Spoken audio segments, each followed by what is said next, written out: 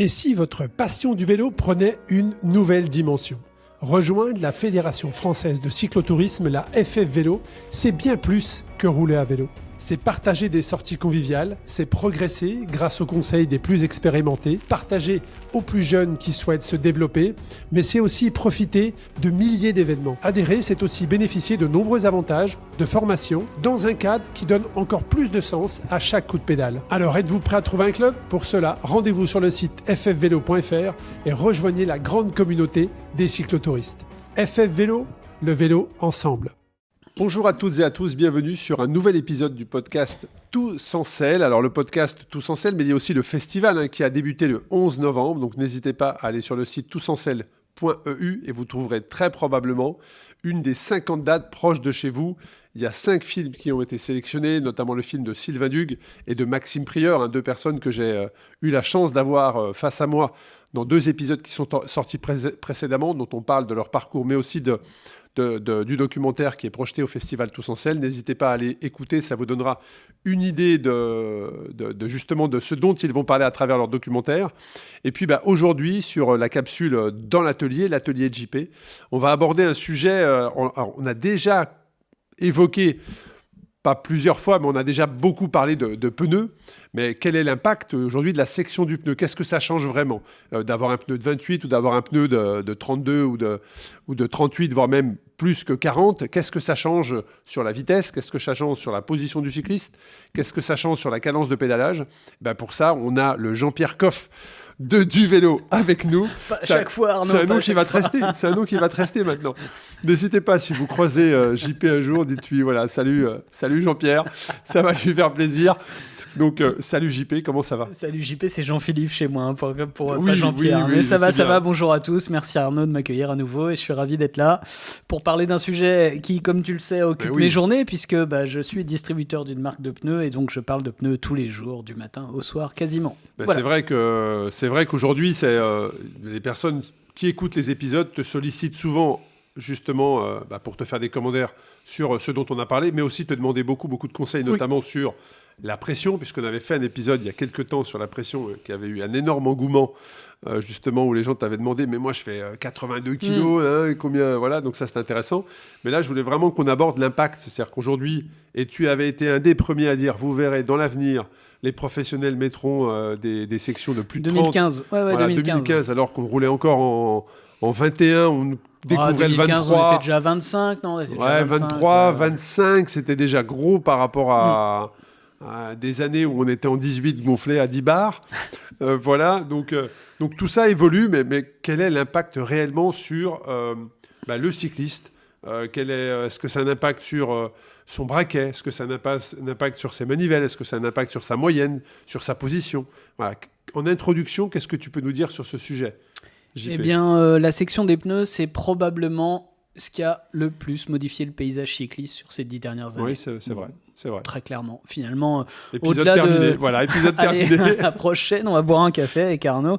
C'est vrai. Au-delà des j'allais dire au-delà de tous les gimmicks, pardon. Non, il y a des choses, il y a des évolutions, il y a des innovations, etc. Il y a aussi beaucoup de choses qui sont de la poudre aux yeux, beaucoup de choses qui n'ont pas un impact mesurable et sensible pour le cycliste lambda dont toi et moi nous faisons partie. Mais la section des pneus, c'est d'une part accessible à tout le monde, d'autre part c'est probablement le moyen le moins cher de transformer son vélo, même si certains pneus sont très chers, et ça a eu des implications insoupçonnées dans tout le monde du cyclisme, y compris le monde professionnel. C'est-à-dire que les cadres ne sont plus les mêmes qu'avant du fait de la section des pneus, on ne freine plus de la même façon du fait de la section des pneus, on ne prend plus le même angle dans les virages du fait de la section de pneus, etc. Donc, c'est ce qui, pour moi, a le plus changé dans le monde cycliste ces 10 dernières années. Oui, c'est vrai, je te rejoins sur ça. Ça a beaucoup évolué. D'ailleurs, on a parlé dans l'épisode précédent, justement, de la géométrie des cadres. Mais c'est vrai que la section des pneus, c'est quelque chose qui a énormément évolué. J'aimerais juste aussi qu'on pose les bases, puisqu'on a eu des questions, on a eu des retours sur « mais attendez, je ne comprends pas, pourquoi vous nous expliquez qu'il faut mettre moins de barres, moins de pression dans un pneu, à 2,5 par exemple pour un pneu à 38, alors que j'avais un pneu avec une section plus petite donc avec moins d'air, et je mettais plus de barres. Est-ce qu'on peut juste reposer les bases physiques des barres, du volume d'air, de la pression au centimètre carré? On va essayer. Donc, en effet, plus vous avez un volume d'air important, moins la pression sera haute. Donc, on gonfle moins en pression, bar ou PSI, choisissez l'unité que vous voulez, mais c'est la pression. On a une pression inférieure quand on a un volume d'air plus grand. Maintenant, j'essaie de faire une analogie. Pour le même débit d'eau, d'accord, vous avez la même source d'eau. Si vous mettez un tuyau qui a un diamètre de 160, et si vous mettez un tuyau qui a un diamètre de 20 en millimètres, 160 mm et 20 mm, la pression ne sera pas la même. Je pousse l'analogie. Vous avez votre tuyau d'arrosage à la maison. Il n'y a pas d'embout, vous avez juste le tuyau. Vous êtes en train d'arroser. L'eau coule 50 cm devant vous. Vous avez envie d'atteindre 1 mètre. Qu'est-ce que vous faites? Vous mettez votre pouce sur le bout du tuyau. Vous réduisez donc la section de passage de l'eau. La pression augmente et l'eau va plus loin. C'est simple. Ouais, c'est vrai, c'est très très simple, effectivement. Merci de ces explications. C'est vrai que sur différentes applications digitales où vous écoutez le podcast, vous pouvez revenir 10 secondes en arrière. Donc je vous invite à revenir 10 secondes en arrière, comme je le ferai probablement, pour bien comprendre. Mais si on revenait justement sur la section des pneus, là aussi on va peut-être faire des raccourcis, puis après on rentrera dans les détails. Mais j'augmente en section, c'est quoi? C'est plus de confort? C'est plus de rigidité? C'est... Waouh! Globalement, oui, c'est nécessairement plus de confort. Plus de rigidité, j'ai pas bien compris, mais c'est plus de confort, c'est plus de tenue de route, c'est moins de résistance au roulement, c'est plus de performance, j'en ai dit plein comme ça. C'est plus de longévité de pneus. Attends, il n'y a pas de désavantage en fait, mince. Il est bon. Il n'y a pas de désavantage, mince alors. Alors tu sais, on a dit que ça avait vachement évolué ces 10 dernières années, et au même temps, tu as eu la gentillesse de m'accueillir sur le départ du 1000 km de la Race Across France, je crois que c'était en mai ou en juin dernier. En juin dernier, ouais. Ouais. Et donc, l'année d'avant, c'est ça que je voulais dire aussi, c'est que l'année d'avant, je me souviens, tu avais été à Clermont. Enfin, tu habites là-bas, mais à quelques kilomètres de chez toi, au départ du Tour de France, et tu avais mesuré les pneus des pros. Ouais, complètement. Et là, ils sont tous en 32. Voilà, donc 32 effectifs. Alors, il y en a qui ont 28 sur des jambes très larges, ça fait 30. Il y en a qui ont du 30, il y en a qui ont du 31, 32. Mais 32, c'est devenu la norme. Okay, alors, c'est devenu la norme chez les pros. Et moi, j'ai été pas effaré. Je sais pas si c'est le bon mot. Je vais garder celui-là. J'ai passé donc la journée sur la base de départ de la Race Across France 1000 km. Et donc, si je ne me trompe pas, j'ai dû voir défiler devant moi, puisqu'ils sont tous passés devant moi. Tu m'avais mis une petite place très sympathique juste avant le contrôle. Ah, plus que ça, ouais. C'était pas 500 ? Non. Oui, peut-être. Il me semble que c'est le chiffre que j'avais en tête. Ouais. J'ai vu passer énormément de gens. Et comme je suis un peu taquin, j'avais un petit stand avec une pompe, mais j'avais pris une pompe dont le manomètre s'arrête à 4 bars. Et pendant toute la journée, j'ai des gens qui sont venus « je peux utiliser ta pompe ?» Ouais, bien sûr, il n'y a pas de souci, mais elle va que jusqu'à 4 bars. Ah bah, ça marche pas alors. Et en fait, sur ces 500 personnes, j'ai été assez choqué finalement de constater... Donc, on est sur une course de longue distance, 1000 km. Mais on surgonfle tous, en fait. On a tendance à surgonfler. Alors, mais même sur les sections, puisque c'est le sujet de l'épisode d'aujourd'hui, il y avait assez peu de 25, quand même. Alors, j'ai pas de chiffre exact, mais je crois que si je reviens l'année prochaine, si tu m'invites à nouveau, je vais faire des stats parce que j'ai vraiment, ça m'a choqué. Il y avait encore un peu de petites sections, 25, 26, mais peu. Il y avait une grande majorité de 28 et très peu au-dessus. Alors c'était super rigolo parce que il y a des gens il y a des mecs un peu aussi fous que moi. Il y a quand même des personnes qui le matin, enfin la matinée qui a précédé l'après-midi de départ, sont venus me voir et ils sont passés d'un 28 à un 35 voire un 38. Et ils m'ont tous rappelé après la course. Donc mais c'était super drôle. Ça c'est des stats sur lesquels on va évoluer pour bien comprendre justement l'équipement de l'ultra-cycliste. Mais parce que même l'année dernière, tu te rappelles, on avait fait une vidéo en encourageant les gens, mais ça a eu finalement assez peu d'impact. Donc, ce que tu dis, c'est que 90% des gens qui font du long aujourd'hui... Ils sont encore sous-dimensionnés. Sous 28, ils sont. Ouais. En anglais, ils disent under-tired. Ça veut dire qu'ils ont un pneu inférieur à ce qu'ils devraient avoir. Alors, non seulement Parce que, donc, je viens sur la section, parce que c'est l'épisode de la section. Mais l'impact est énorme sur leur confort, sur les vibrations, sur les blessures. Mais en plus, les gens, ils ont du 28, mais même ceux qui ont fait l'effort d'aller mettre du 30, j'avais des mecs qui arrivaient avec le 30. Donc le 30, soyons très clairs, 30-32 de section, pour un cycliste qui fait de l'ultra-distance, qui est un peu fit, etc., il n'y a pas besoin d'avoir un mano qui va à plus de 4 bars. Sauf que les mecs, ils voulaient mettre 7 bars. Bah oui, c'est pour ça que je te posais la question au début, où même les micros éteints, il faut qu'on explique les bases, parce qu'aujourd'hui, les gens se disent ok, j'ai un pneu de 23, je mets 7 bars, 8 bars. Là, je passe sur un pneu plus gros, et tu as tendance à te dire ok, je vais mettre plus de pression. Non, surtout pas, c'est moins. Et alors là, moi, aujourd'hui, je roule avec des 30 qu'on a là, c'est des 32. 31, ouais, ceux-là. Voilà, et je gonfle là, même pas 3. Si, tu dois gonfler un peu plus de 3, toi. Parce que, non, je suis pas à 3. Moi, je me rappelle plus. Mais sinon, tu peux retourner sur le calculateur Exactement. sur mon site web et puis rentrer ton poids et ton poids de vélo. Mais ce qu'il faut bien comprendre, c'est que la pression et le nombre de barres que tu vas mettre, c'est pas pour gonfler ton pneu et le durcir. C'est pour si j'ai bien compris, si j'ai bien révisé, c'est pour en tout cas la surface. C'est pour avoir la bonne pression, la pression dans laquelle le pneu va donner le meilleur de ce qu'il a à te donner. Le contact au sol également. Alors, on va essayer de... En fait, je pense que petit à petit, il faut que j'arrive à encore plus simplifier pour que les gens arrivent au résultat, ils testent et ils fassent confiance. Aujourd'hui, il y a un truc... Parle-moi comme si j'avais 5 ans. Voilà.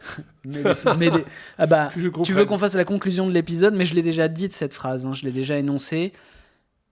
Si vous voulez rouler à la fois vite, efficace, confortable, il y a une seule règle à retenir. Donc, on la répétera à la fin. Vous mettez le pneu le plus large que votre vélo puisse accepter et le plus souple que votre portefeuille puisse accepter. Fini. Il a tout dit. C'est aussi simple que ça. Simple que ça. Là, le but de cet épisode, c'est aussi d'expliquer, de lever les barrières. Donc, on a parlé de la pression. Je pense que là, les gens ont compris. Donc, la pression, je terminais sur la race. Je te dis juste que donc il y avait une majorité de 28-30, enfin 28-32, je vais être plus large, très peu au-dessus. Assez peu en dessous finalement, mais par contre 90% des gens qui étaient en 28-32 étaient surgonflés. Franchement, je pensais pas. Ouais, donc ça veut dire qu'on a encore beaucoup de travail pour continuer d'éduquer les gens, parce que je suis désolé, la physique, c'est de la physique, et donc quand on vous dit que vous roulez surgonflé, c'est pas juste un biais marketing ou quelque chose, c'est la physique. Vous roulez surgonflé, donc vous surgonflez, détriment. Vous roulez au détriment de votre performance, vous roulez au détriment de la durée de vie de votre pneu, vous roulez au détriment de votre confort. Alors oui. Et vous roulez favorablement à l'augmentation du risque de crevaison. Alors il y a les crevaisons, mais je pense que les gens vont le comprendre. Ce que tu as dit au niveau du confort, c'est très simple. Vous avez un pneu qui est surgonflé, vous avez une route qui n'est pas celle des professionnels qui font le Tour de France et qui a été refaite 2 jours avant, donc c'est-à-dire un billard. Et même celle-ci, c'est un billard en apparence, mais c'est tout sauf un billard pour le pneu. Alors oui, mais pour le cycliste lambda qui va prendre son vélo le dimanche matin, qui va aller rouler sur des petites routes de campagne, ça va vibrer énormément. Si vous êtes surgonflé, vous n'allez faire que taper. Et donc votre pneu ne va pas absorber les déformations de la route. Et donc, on parlait des blessures, et donc toutes ces vibrations-là, au bout d'un moment, surtout si vous faites du long, vous allez peut-être le supporter 1 heure, 1 heure et demie sur un tour de 45 bornes, 50 bornes avec vos potes en discutant. Mais si vous allez sur du 200, 300 bornes, le fait d'être surgonflé va avoir un impact sur vos muscles, sur les courbatures, sur la nuque. Et donc, c'est contre-performant. On va essayer de reprendre les bases, puisque c'est ce que tu me demandes. Pardon. Quand on roule à vélo, il y a 2 choses contre lesquelles on lutte. La résistance au roulement et la résistance aérodynamique. D'accord ? Bon, puis après, tu peux avoir le dénivelé, mais finalement, ça ne fait que compliquer la chose. Mais les 2 sources principales qui nous ralentissent, c'est la résistance au roulement et la résistance aérodynamique. Ça aussi, ça peut être un a priori, de dire j'ai une section plus grosse, donc ça va me pénaliser. Alors, pour enlever l'a priori, vous prenez une photo de face d'un cycliste sur son vélo et vous regardez qu'est-ce qui est le plus gros et le plus large et qu'est-ce qui a le plus de prise devant le cycliste ou le pneu avant. Bon, je vous laisse réfléchir. Oui, puis le pneu avant va ouvrir l'air, donc à la limite, même s'il est un petit peu plus large, il va t'ouvrir un peu plus. Et comme d'habitude, tu peux pas isoler. Voilà, donc ça veut dire que c'est le système qui est efficace aérodynamiquement ou pas. Le pneu et l'impact du flux d'air que le pneu va générer, il n'est pas le même si le tube de derrière est comme ci ou comme ça, s'il est plus large ou moins large, en fonction de la largeur de la jante. Là, on est encore dans les histoires d'optimisation absolue et de gains marginaux, et on va essayer de l'enlever là tout de suite. Même si je le réévoquerai, mais je vais rester focus sur le pneu. Il peut y avoir un impact aéro de la section du pneu, mais je discute de ça avec toi si tu me montres toutes tes sorties où tu es au-delà de 40, voire 45 de moyenne. D'accord ? Après, donc, je mets l'aéro de côté. La résistance au roulement. De manière empirique, dans l'âge d'or du cyclisme français ou du cyclotourisme français, on avait des pneus ballons, c'était le mot qu'on employait à l'époque, c'était des pneus très souples, faits artisanalement la plupart du temps, qui étaient très larges et qui étaient très peu gonflés. Et pourquoi ballon ? Ils appelaient ça ballon parce que ça avait une forme ronde de ballon. D'accord ? Donc ça, c'était ce qui se faisait avant, et c'était de l'empirisme. Beaucoup, même si plein de constructeurs de vélos de l'époque, c'était des gens qui venaient de l'aéronautique, des ingénieurs, etc. Mais il y avait une part d'empirisme assez importante, tout comme l'empirisme de Stradivarius, qu'on arrive à expliquer avec de la science aujourd'hui. Bon, fast forward, il y a toute une époque, dont celle que tu as vécue, où tu arrivais, on disait 1 bar par 10 kilos de poids, on roule avec des pneus très fins, très gonflés, etc., etc. Ça, on va dire que ça a été pendant très longtemps l'état de l'art, et on voit que ça a des répercussions aujourd'hui, puisque les gens vont encore mettre cette barre dans un pneu de 32. Oui. Pendant toute cette période, on pensait que la résistance au roulement, c'était uniquement la conséquence de ce qu'on appelle les pertes par hystérésis. Les pertes par hystérésis, c'est l'énergie qui est dissipée par un matériau ou consommée, si ça parle à plus de gens, qui est consommée par un matériau lorsqu'il se déforme. Parce que oui, quand tu roules avec ton vélo, ton pneu se déforme en permanence, même sur la route que tu qualifies de billard et qui vient d'être faite pour le passage du Tour de France. Il se déforme X milliers de fois par seconde, par minute, etc. Donc il est tout le temps en train de consommer de l'énergie. Okay ? Et on a pensé à tort pendant longtemps que c'était la seule chose qui comptait. Et donc, on se disait, plus on gonfle, moins il se déforme, moins il y a de pertes. Ce qui n'est pas complètement idiot, puisque plus la pression augmente, moins il y a de pertes par hystérésis. Sauf que il y a un deuxième vecteur de perte et de dissipation d'énergie qui est ce qu'on appelle la perte par suspension. Et ça, c'est toute l'énergie qui va être dissipée dans le système complet lors de la répercussion de toutes ces déformations qui vont se répercuter. Si le pneu ne se déforme pas, c'est ce qu'il y a au-dessus qui se déforme. Toute cette énergie, elle va être dissipée sous forme de chaleur la plupart du temps, des secousses qui deviennent de la chaleur, dans le corps, dans les tissus du cycliste. Elle va aussi se diffuser dans le système de manière globale. Et ces pertes par suspension, elles augmentent avec la pression dans le pneu. Et donc, quand on commence... Donc, c'est deux courbes qui évoluent de manière différente en fonction de la pression. Et quand on commence à prendre ça, on se rend compte que finalement, comme, sauf erreur de ma part, il n'y a aucun cycliste qui disparaît, qui devient une roue toute seule sur un roulant en inox complètement lisse dans un laboratoire, et que la plupart du temps, quand on fait du vélo, il y a un bonhomme sur un vélo avec 2 roues, avec un cadre, avec des pneus et avec une route. Et donc cette liaison au sol, c'est le terme technique, la liaison au sol, c'est le pneu. Vous savez, dans tous les véhicules, on parle de liaison au sol. Vous êtes ingénieur dans la voiture, vous parlez de liaison au sol. Vous êtes ingénieur dans la moto, vous parlez de liaison au sol. Cette liaison au sol, elle est trop souvent négligée. Et en fait, j'avance un peu rapidement, mais cette perte par suspension, elle fait que, in fine, il y a toujours du bénéfice à vous rouler à plus faible pression. Et pour être plus faible pression, on va utiliser un pneu plus large et plus souple, parce que quand on utilise un pneu plus souple avec un matériau de grande qualité, on utilise un matériau qui a des pertes par hystérésis inférieures. Comment illustrer ça ? Je crois qu'il y a très longtemps, on en avait parlé. J'avais essayé d'illustrer ça avec, pour parler de matériaux qui sont présents dans le vélo, le latex. On en reparlera dans peu de temps. J'ai dans ma main là deux chambres à air en latex. Il y a 2 couleurs, il y en a pour tous les goûts. Ça, c'est un matériau qui a un faible hystérésis, c'est-à-dire qu'il consomme peu d'énergie quand il se déforme. Si vous prenez 2 balles de volume équivalent, une balle en caoutchouc basique et une balle en latex, vous les faites tomber de la même hauteur, elles vont pas rebondir de la même façon. Est-ce que intuitivement tout le monde peut dire que la balle en latex va remonter un peu plus ? Je sais pas, mais c'est ce qui se passe. Pourquoi ? Parce que le matériau, le latex, a consommé moins d'énergie à l'impact, et donc la balle a conservé assez d'énergie pour remonter plus haut que la balle en butyle. Donc les pneus haut de gamme vont utiliser notamment, alors pas tant dans le caoutchouc, mais dans la carcasse, c'est-à-dire dans le tissu qui est noyé dans le caoutchouc, elles vont utiliser des matériaux qui ont un faible hystérésis. Voilà. Et donc, la réalité de la chose, alors pour essayer de convaincre tout le monde, un pneu plus large et moins gonflé, de haute qualité, n'est jamais plus lent qu'un pneu de faible section très gonflé.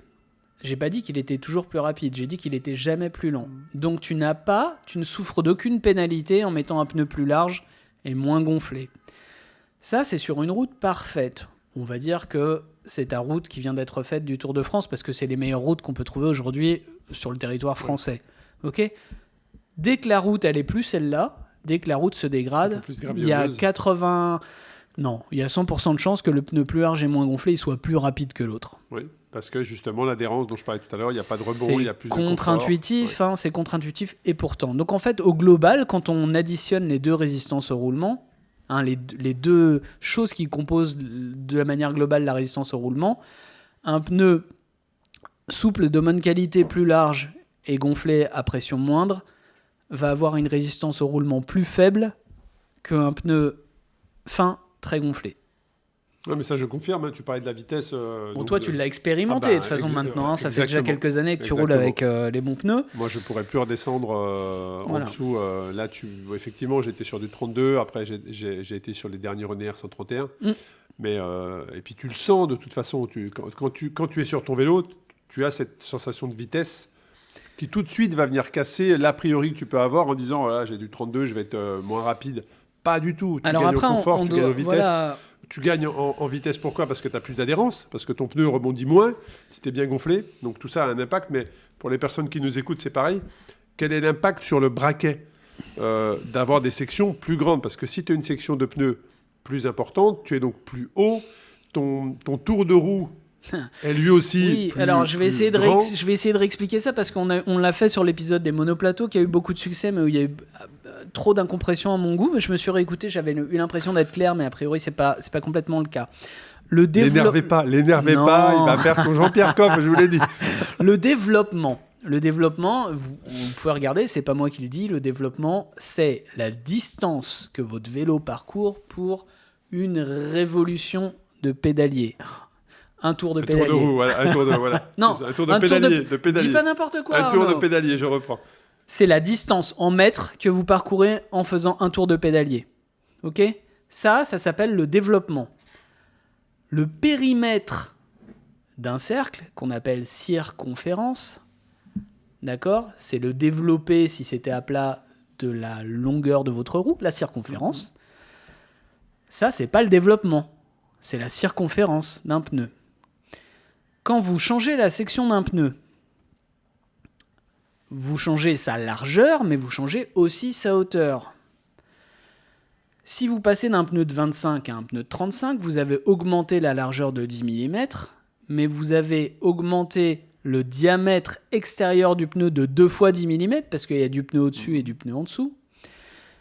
Et donc la circonférence, allez, rendez-vous en classe de 4e, 5e, 6e, 2 πr. D'accord ? Pi 3,14116, on s'arrête à là. C'est pour ça que j'ai fait plusieurs 3e et plusieurs 4e.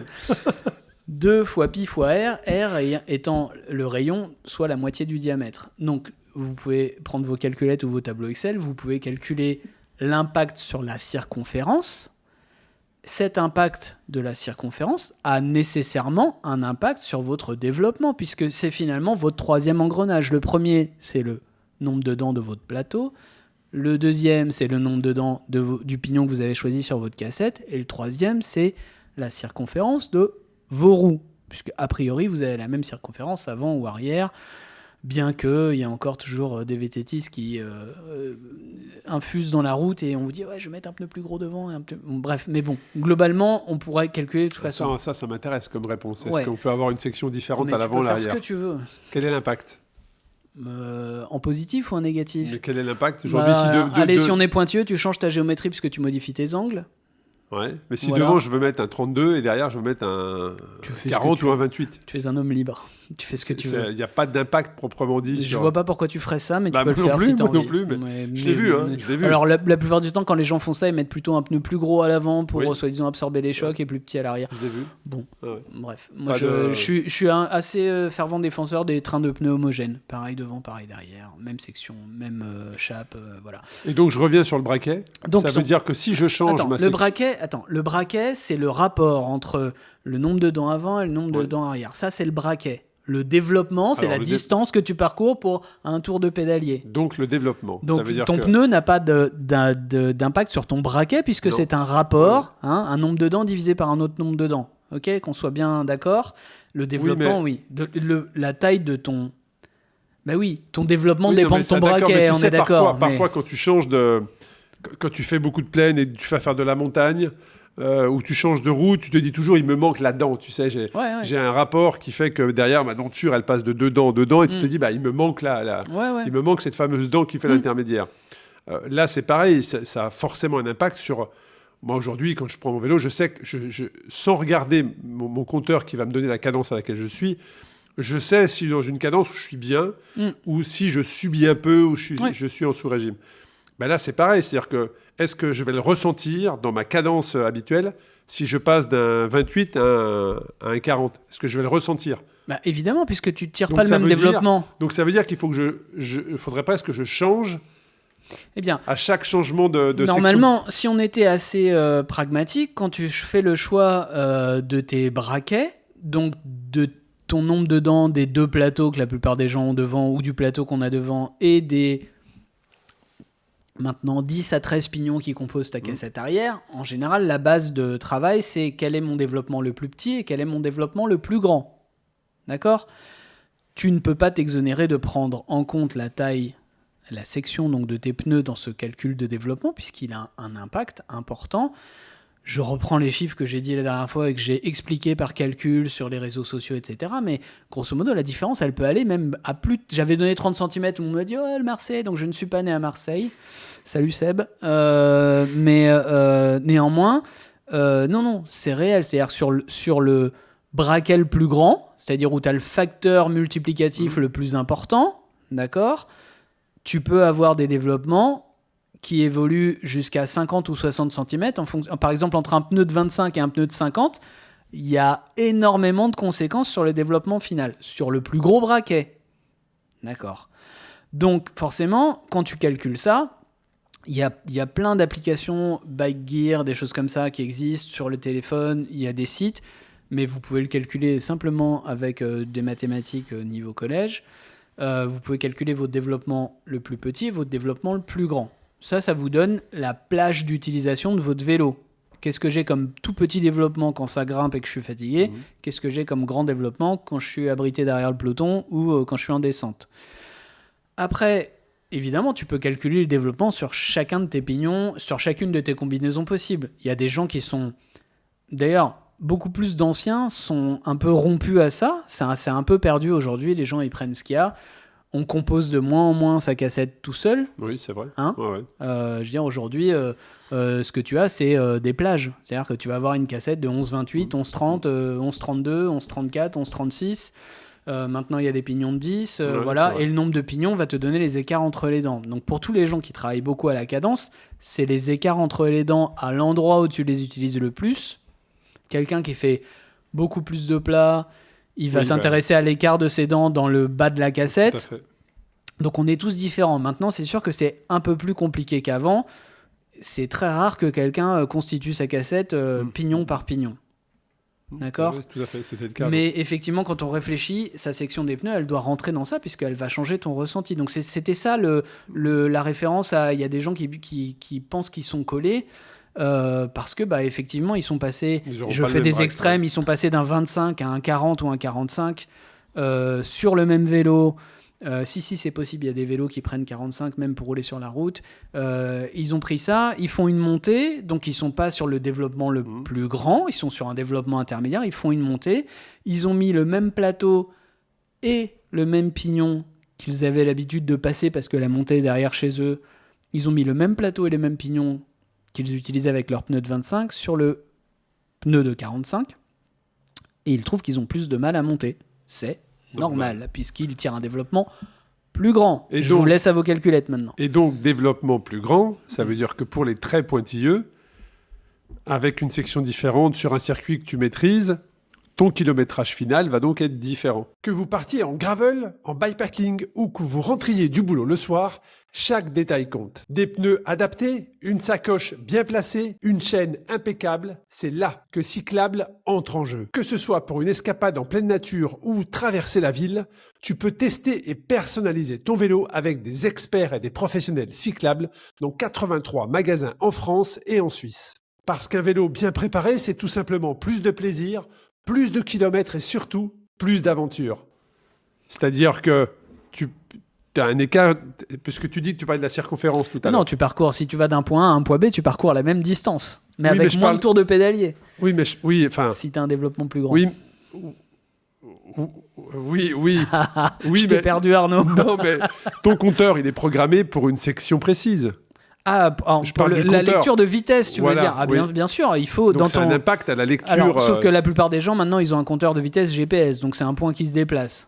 Donc lui, il voit pas la section de tes pneus, il a pas besoin. Mais par contre, si tu as un compteur qui prend le nombre de révolutions de ta roue, si tu lui donnes d'ailleurs n'importe quel compteur, même le plus basique, on en trouve encore des compteurs comme ça ou pas ? Je saurais pas te dire. Mais ils sont bien paramétrés. Ils sont paramétrés et paramétrabrables. Tu dois rentrer... Voilà.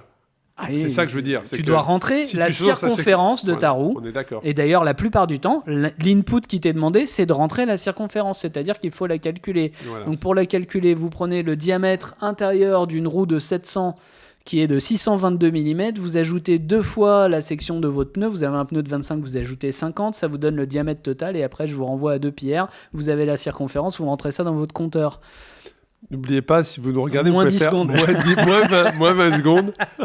Voilà, ça te permet de modifier ce paramètre et la lecture de ta vitesse pour tout ce qui est lecture de vitesse avec, vous savez, le petit aimant qui passe devant le capteur. Voilà. Donc oui, ça modifie ça. Mais aujourd'hui, si on revient à la base, alors on a ramené, là j'ai la caméra face à moi. Ça, c'est un des pneus de route. Oui, c'est un pneu de route. Les plus larges du marché.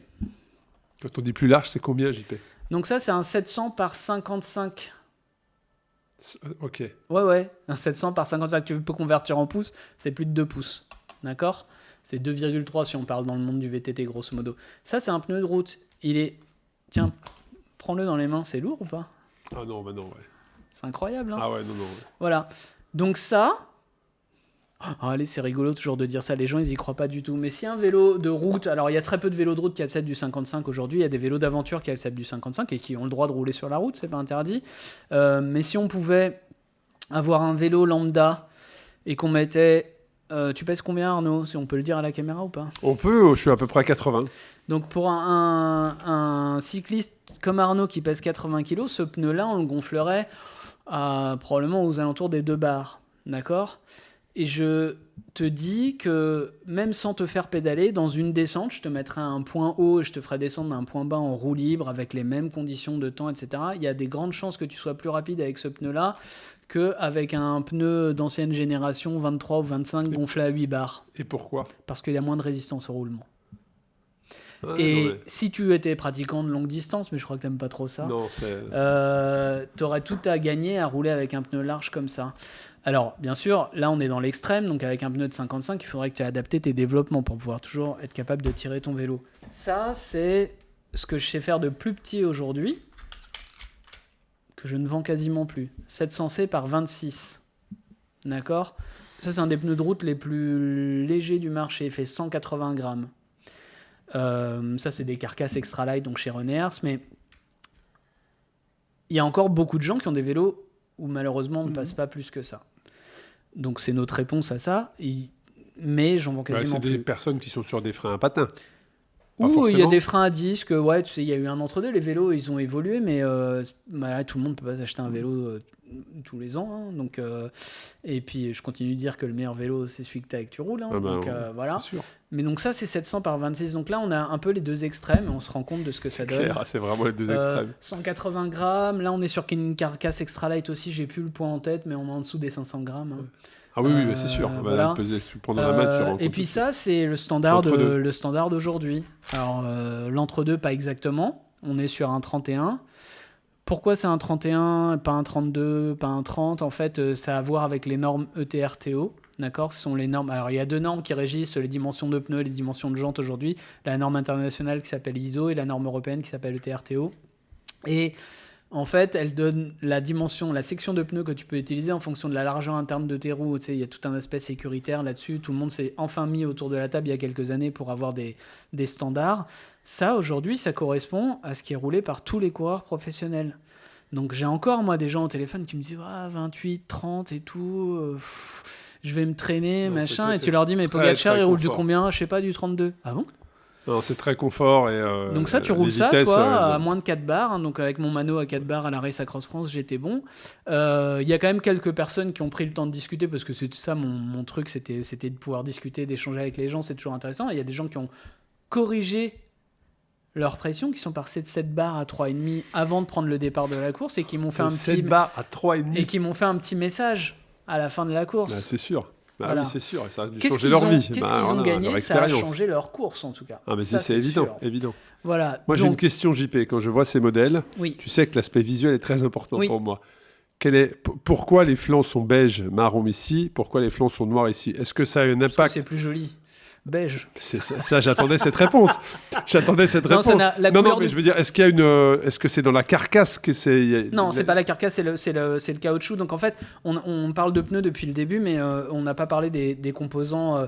On va dire qu'il y a 4 composants dans un pneu. Il y a ce qu'on appelle les tringles. Donc il y en a 2, une de chaque côté. C'est cette partie ici. C'est ce qui va permettre de bien venir. Donc, on appelle ça une tringle souple. Tu as peut-être souvenir encore, il y a encore des pneus sur le marché qui sont en tringle rigide. C'est une lame métallique en fait, et donc ton pneu est rond tout le temps, tu peux pas le plier comme ça. Donc quand on voit un pneu plié, c'est qu'on est sur une tringle souple. En gros, ce sont des fibres, donc c'est du Kevlar, de l'aramide, enfin il y a tout un tas de choses qu'on peut utiliser. C'est ça qui va permettre au pneu de venir se bloquer dans la jante. Ok ? On a ce qu'on appelle la carcasse. La carcasse, c'est le tissu. Alors ici, j'ai ramené un pneu avec ce qu'on appelle des flancs beige ou flancs tan en anglais. On voit un peu cette trame, je ne sais pas si on le verra à la caméra, mais on voit ce dessin ici. On devine, c'est la trame. C'est comme un tissu, un textile. Dans un boyau, on utilisait de la soie. Ici, sur cette marque de pneus, on utilise un polyester extrêmement souple avec des hystérésis très faibles. Et puis souvent, les gens ont entendu parler de TPI. Tu sais, à une époque, c'était combien de fait de TPI ton pneu ? Et on a voulu faire du TPI un marqueur sur la qualité d'un pneu. Or, TPI veut dire en anglais tread per inches. Et donc, ça voulait dire le nombre dans un pouce, inches, dans un pouce carré, combien on avait de fibres. Mais en fait, les gens se sont mis à faire des carcasses multi-épaisseurs, et donc ils prenaient une carcasse à 60, ils en mettaient 3, ils disaient ça à 180 TPI. En fait, le TPI n'a jamais été un vrai marqueur de performance d'un pneu. La performance d'un pneu, elle est principalement donnée par sa souplesse, et en gros, elle ne se mesure pas en dehors de l'expérimentation ou du test en labo ou sur la route. Donc, les tringles, la carcasse. Et sur cette carcasse, tu viens y mettre une bande de gomme. La chape. La chape. Voilà. Et donc, on pourrait dire le quatrième élément serait la gomme, parce qu'il y a du caoutchouc là aussi. Donc, la chape, c'est cette partie, c'est la bande de roulement, en fait. D'accord ?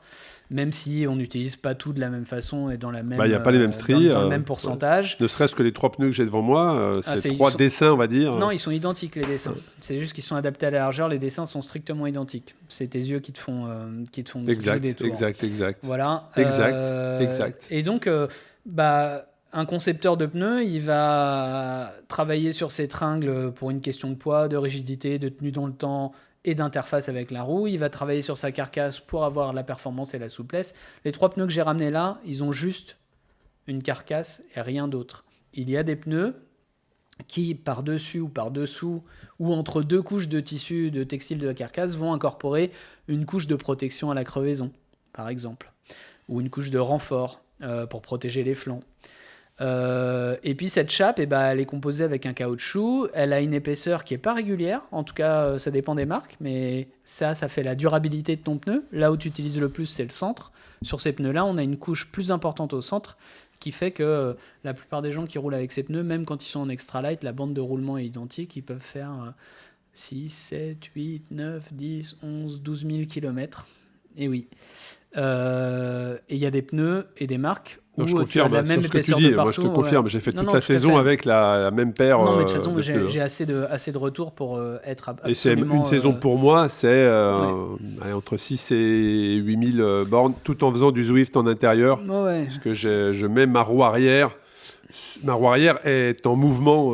Donc tout ça va jouer sur le comportement du pneu. Ici, effectivement, ce fabricant-là, il a choisi d'avoir des épaisseurs variables. Donc plus de gomme au centre, là où on l'use, et moins de gomme sur les côtés. Donc la bande de roulement, elle est facile sur ce pneu-là, c'est pour ça que je l'ai pris, c'est le noir. Et puis le reste, c'est ce qu'on appelle les flancs. Voilà. Et donc, en fait, la souplesse des flancs est très importante. Là, tu peux le prendre, Arnaud, mais on est presque sur l'épaisseur de papier à cigarette. Et donc, si on avait une bande de roulement très épaisse de partout, on nuirait au comportement du pneu puisqu'il aurait moins de souplesse ici. Mais il faut quand même de l'épaisseur au milieu. Il y a des fabricants de pneus qui ont une épaisseur constante mais très faible. Du coup, les pneus n'ont pas un kilométrage très important. Et ces pneus se montent à la main sur du tubeless, oui, par alors exemple. Après, voilà, ça, je parle de ça parce que ça a été beaucoup le travail des marques et des normes pour se mettre d'accord sur les diamètres intérieurs, les tolérances, etc. On a tous au début passé voire même plusieurs jours à essayer de monter un pneu sur une jante et ça arrachait la paume des mains. Oui, là, très clairement, ça se monte à la main sans problème. Ça se monte bien. Donc ça devient la référence d'un pneu de route. C'est-à-dire que maintenant, si vous avez un vélo qui est capable d'accepter un pneu de 30 comme ça, ou de 31 ou 32, et que vous n'en faites pas usage, vous êtes en retard. Très clairement. Vous faites du mal. Vous pénalisez, pour le dire plus simplement. Ça, c'est la ref. Et moi, j'irai au-delà. C'est-à-dire que ça, c'est la ref en compétition aujourd'hui. Si vous roulez sur la route, même si vous faites des sorties cyclosportives, etc., et que votre vélo, comme c'est le cas de nombreux vélos de route récents, accepte du 35, mettez du 35. Il accepte du 38, mettez du 38. Est-ce que la section diffère, JP, si tu es sur du gravel? Oui, le gravel, alors c'est plus large pour être un peu plus confort. Ah, puis pour avoir aussi plus de surface de contact, plus d'adhérence. Alors là, on est en train de parler j'ai ramené que des pneus slick, mais après, tu as des pneus où la chape est plus ou moins cramponnée, avec plus ou moins de poudre de perlimpinpin aussi, en fonction du dessin, des crampons, etc., qui parfois, en tout cas sur la fiche technique, défient les lois de la physique. Mais bien sûr, déjà... Si on fait du gravel, on est sur un terrain plus accidenté, donc on est sujet à plus de déformations du pneu, donc on a intérêt à avoir un pneu plus large pour pouvoir absorber ces déformations de manière plus simple. C'est que du bon sens. Aujourd'hui, alors tu sais bien comme moi que le gravel est tiraillé et tombe dans les affres du marketing, donc on a le Monster Gravel, le Gravel Race, le gravel au milieu, il est devenu perdu, lui. Les vélos dédiés à cette pratique ont des passages de pneus de plus en plus importants. Moi, j'y souscris pas nécessairement. Je trouve que la bonne valeur est autour de 45. Maintenant, il y a des vélos qui veulent passer du 55 comme ça. La section pour toi, la section idéale? Pour moi, c'est 700 par 45, ouais. 700 par 45. Ouais, tout à fait. Et après, on va moduler ça en fonction du vélo dont les gens disposent, de leur poids.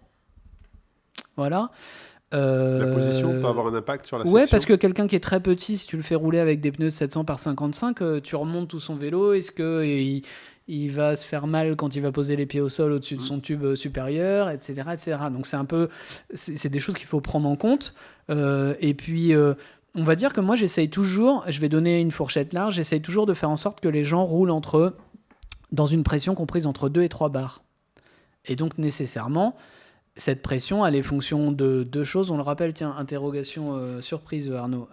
La pression, elle dépend de quoi? La pression dépend de quoi? Ouais, la pression qu'on doit mettre dans un pneu, elle dépend de quoi? Je pense que tu l'as dit juste avant, ton poids. T'as pas révisé, hein. Le poids du système. Ah, le poids. Parce que si t'as des sacoches ou voilà. Ok, donc il y a le poids du cyclisme, mais aussi le volume poids d'air de ce que t'emmènes. Et le volume d'air accepté dans le pneu. La pression, elle ne dépend que de ces deux choses-là. La pression optimale, elle est donnée par plein de calculateurs en ligne, etc. Alors moi, je vais défendre celui que j'utilise, qui est celui qui a été mis au point par René Hers, qui est le fruit de beaucoup d'expérimentations dans la vie réelle, et qui est très simple. Tu mets le poids du système et tu mets ta largeur de pneu. La largeur réelle. Le poids du système, c'est bien évidemment cycliste compris. Cycliste, tes fringues, ce que tu emmènes avec toi, etc. Sacoche, d'accord. Donc ça, c'est le plus simple. Tu rentres deux valeurs. La largeur de ton pneu, la largeur effective, la largeur réelle, puisque ce pneu-là ce pneu de 31, c'est sa valeur ETRTO, c'est écrit là, 700 par 31. Si je le mets sur une roue avec une largeur interne de 17, il va faire 31. Si je le mets sur une roue avec une largeur interne de 25, que je suis en carcasse extra light et que je suis un peu lourd et que je gonfle plutôt vers les 4 barres, il peut faire 33. Donc si je me sers du calculateur, je vais mettre 33 de large, ce qui va dire au calculateur, grosso modo, tu peux mettre tant de volume d'air. Je vais lui mettre le poids et il va me donner la pression idéale. Il va donner 2 pressions idéales. Oui, c'est ce que j'allais dire en fonction. Il y a 2 Pourquoi pressions, il donne 2 pressions idéales? Parce que c'est notre histoire des courbes du début et des 2 vecteurs de résistance au roulement, les pertes par hystérésis et les pertes par suspension, qui n'évoluent pas de manière linéaire et qui n'évoluent pas conjointement. Elles évoluent de manière opposée. Et donc en fait, ça veut dire qu'il y a 2 optimums. Un optimum de pression basse et un optimum de pression ferme. Entre les deux, c'est une zone grise. C'est là où tu as le plus des inconvénients des 2 sources de résistance au roulement. En deçà et au-delà, tu es dans une partie où tu dégrades ta performance aussi, mais de manière beaucoup moins sensible. Par contre, tu peux avoir d'autres désagréments. Si tu roules à une pression très basse, tu vas user tes flancs de manière plus prononcée, et tu vas aussi subir des désagréments de l'ordre du ressenti, ou dans des virages très serrés ou dans des appuis de freinage très serrés, etc. Ton pneu va se déformer énormément et ça peut être désagréable, voire parfois dangereux si tu es sur une pression extrêmement basse. Si tu es sur une pression au-delà de la pression optimale ferme, tu vas avoir des inconvénients de confort et tu vas avoir des inconvénients de crevaison. Oui, plus tu es gonflé, plus ta pression est importante, plus tu es sujet à pneu égal à la crevaison. Ça n'existe plus de déjanter. On déjante encore? Oui, on déjante encore. En cas de surgonflage, en cas de sous-gonflage? Alors, beaucoup de surgonflage. Moins de sous-gonflage, c'est quand même... Bon, enfin, grosso modo, il y a 99% de chances qu'on descende dans la rue, on teste tous les pneus et qu'on ait 99% de cas de surgonflage. Voilà. Le mec qui est en sous-gonflage, il a crevé en général. Ou il n'a pas fait l'entretien de son tubeless, etc. Voilà. Non, donc il y a encore des risques et le risque est venu beaucoup dans une partie de temps transitoire et d'adoption du concept de tubeless. Il y a eu beaucoup de choses. Quand les normes n'étaient pas au point, il y a eu beaucoup de fabricants de roues qui ont des tolérances de fabrication un peu trop importantes, et si tu te trouves avec un pneu un peu large et une roue un peu faible en diamètre et que tu mets trop de pression et que ta jante est sans crochet ou classe, etc., c'est la prochaine révolution, c'est on va remettre des crochets. Ça sera l'objet d'un autre épisode peut-être, mais on en reparlera. Je crois qu'on parle bientôt justement de techniques de gonflage, c'est-à-dire chambre à air, tubeless, etc. Je reviendrai là-dessus. Mais oui, il y a encore des cas de déjantage, souvent dus à des mauvaises utilisations, à des trop fortes pressions. Tu sais, là, regarde, on a regardé ce pneu, on a dit qu'il était écrit 700 par 31 à côté. Il y a le chiffrage de l'ETRTO qui dit 31 622. 622, c'est le diamètre intérieur d'une jante de 700C. Et puis, de l'autre côté, il y a écrit autre chose. Il y a écrit, je te laisse lire, max inflation, pression maximale, 6,3. Ça, là, vous l'oubliez de votre tête. Vous l'enlevez parce que les gens, il y a encore beaucoup de gens qui mettent ça. Sans se soucier de leur poids. Ça, c'est quelque chose de réglementaire. On doit mettre le maxi. Le maximum. Et attention, pour plein de pneus, alors sur ce pneu qui a J'imagine été... qu'après, si tu vas sur le site, dans les petites lignes, ils te disent que c'est le maximum lié à un certain poids. Alors, et puis un certain type de montage, c'est-à-dire que essaye de mettre... Alors, pour le coup, ce pneu-là, il peut monter à haute pression en tubeless. C'est pour ça qu'il a fait l'objet de 2 ans de recherche et développement. Mais celui-ci, si on va chercher le 55, le max...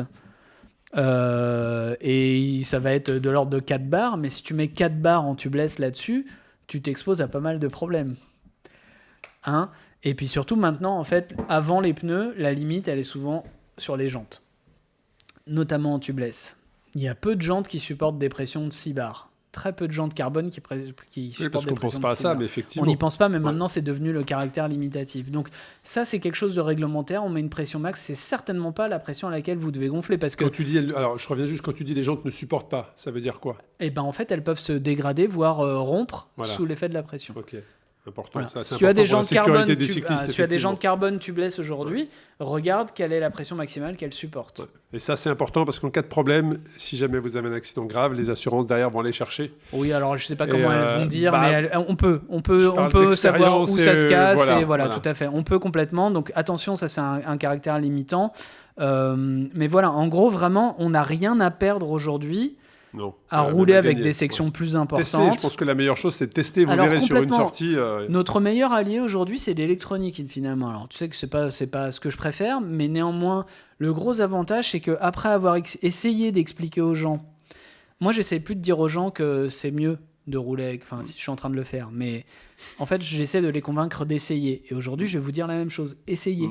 Moi, Essayez, dans une année de cyclisme, en termes de matériel, achetez une paire de pneus de section la plus large que votre vélo puisse accepter et de très bonne qualité. Ok, je suis en train de parler d'un budget de 200 €, voilà, pour faire une moyenne. Avec un bon gonflage. Voilà, avec vous une verrez que bonne vous perdez rien. pression.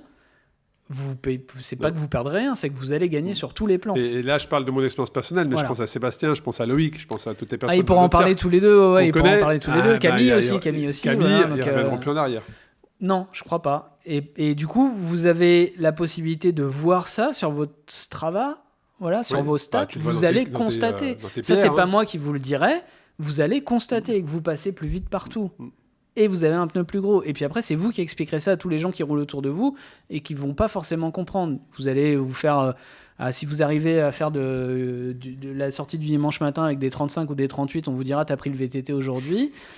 C'est comme ça que ça a commencé pour moi il y a 10 ans. « Oh, t'as pris un VTT ?» Moi, je roulais avec du 650 par 48. « T'as pris un VTT ?» Et j'ai roulé avec des anciens pendant la semaine parce que moi, je voulais voir tout ce qui se passait. Et après, au bout de 2, 3, 4 semaines, il venait me disait « Moi, je comprends pas. Dans telle descente, là, t'arrives toujours en bas avant nous et tu pédales pas. » Ouais. Et donc, on enclenche des discussions, on explique, etc. Mais vous ne perdrez jamais rien. Vous n'avez que du gain. Et alors, pour ceux qui pensent qu'ils vont rester collés, faites l'expérience. Pour ceux qui pensent que ça va les freiner en aéro, montrez-moi vos parcours à plus de 45 km de moyenne. Et puis, optimisez tout. C'est-à-dire que là, vous pouvez pas être comme ça. Hein. D'accord ? C'est pas possible. Hein. Sinon, vous allez perdre le gain aéro de votre paire de roues à 3 500 € avec la règle des 105 que vous avez bien respectée, c'est-à-dire la roue est plus large que le pneu pour créer la forme aérodynamique la plus optimisée, etc. Il faut être sûr que vous n'avez pas un porte-bidon qui est mal vissé. Il y a plein de choses qui rentrent en compte.